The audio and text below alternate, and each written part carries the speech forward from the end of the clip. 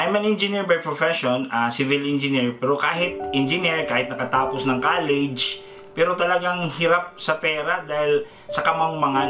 No, talagang lack of financial education, kumbaga.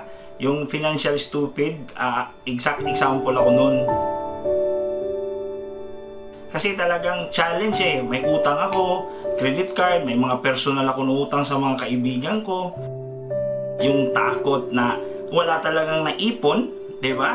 Yung takot na biglang magre-ring yung phone mo dahil yung pamilya mo nangangailangan ng tulong sa Pilipinas na wala ka rin maibigay kahit nasa abroad ka, na kahit kumikita ka ng mas malaki kumpara na nasa Pilipinas. Di ba? Usually yun naman ang takot ng bawat OFW eh. Isa siguro ako personally, my biggest fear is pag uwi ko sa Pilipinas after OFW life, wala akong naipon. Nakakatuwa nga yung opportunity na dumating sa akin sa IMG kasi out from nowhere, dahil lang sa palitaw, di ba yung pagkain na palitaw, na I was invited by a friend. Pero doon pala, may discussion na sila about IMG.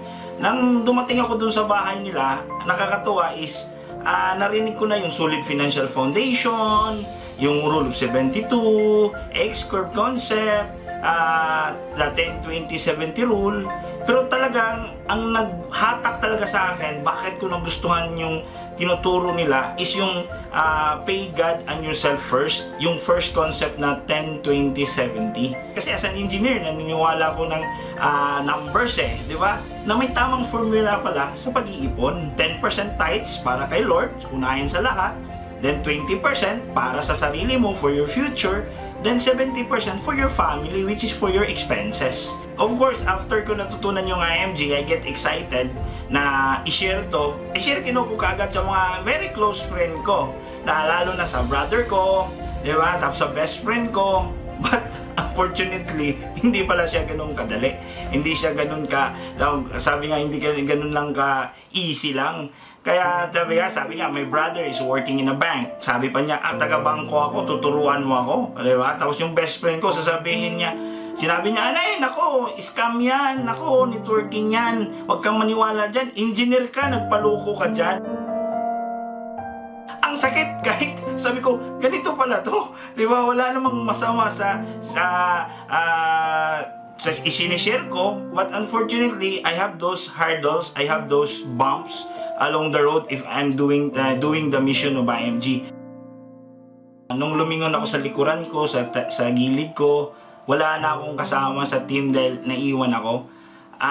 Yun yung first time na feel ko na talagang napaka-lonely ko. Malayo na nga ako sa Pilipinas, malayo na ako sa pamilya ko.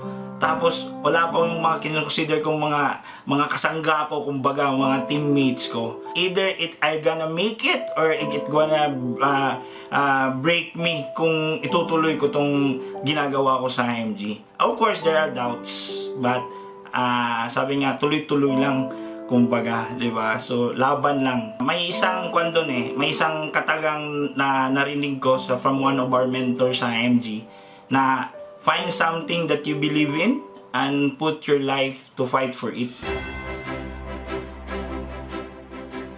Talagang I really believe that financial education is the key, is the missing link to become successful, lalo na sa usapang financial ng bawat Pilipino. Kasi I believe na ang Pilipino talaga magagaling, mapasensyoso, matyaga, masipag. And if you give them the right information, Filipino will be successful. Kung nakakatulong ito sa akin, makakatulong din to sa iba. Na para kung after OFW, may naipon kami, makakauwi kami, na sabihin namin, hindi naman failure ang pagiging OFW namin. Kundi, masasabi namin, talagang may nagawa kaming tama.